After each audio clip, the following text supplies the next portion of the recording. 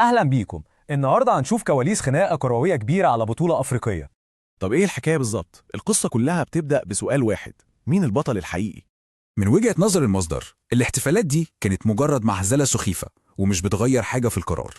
طيب، أساس الخلاف كله هو قرار رسمي طالع من الاتحاد الأفريقي لكرة القدم الكاف. المصدر بيقول إن المغرب هي البطل بالقانون، وده اللي خلى كل اللي حصل بعد كده جدلي. القرار ده بقى اتقابل بردود فعل مختلفة تماما، وطبعا ده اللي كبر الموضوع.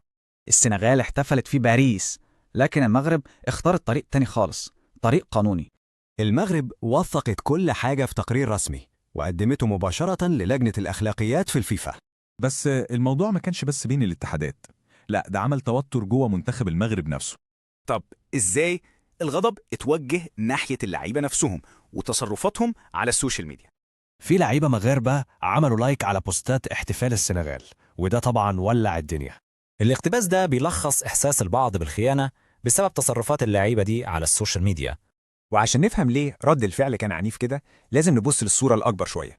المصدر بيربط الخناقة الكروية دي بمنافسة قديمة ومستمرة مع الجزائر، والمنافسة دي بتوصل لانتقاد البنية التحتية، وده يورينا قد إيه الموضوع عميق. المصدر بيشاور كمان على موقف دبلوماسي وبيعتبره دليل على تراجع سياسي للجزائر.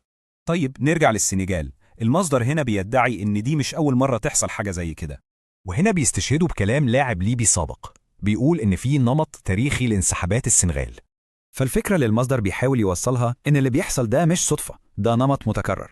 وده بيسيبنا في الآخر بسؤال مهم في الكرة دلوقتي: مين اللي كلمته بتمشي، القانون ولا الجمهور؟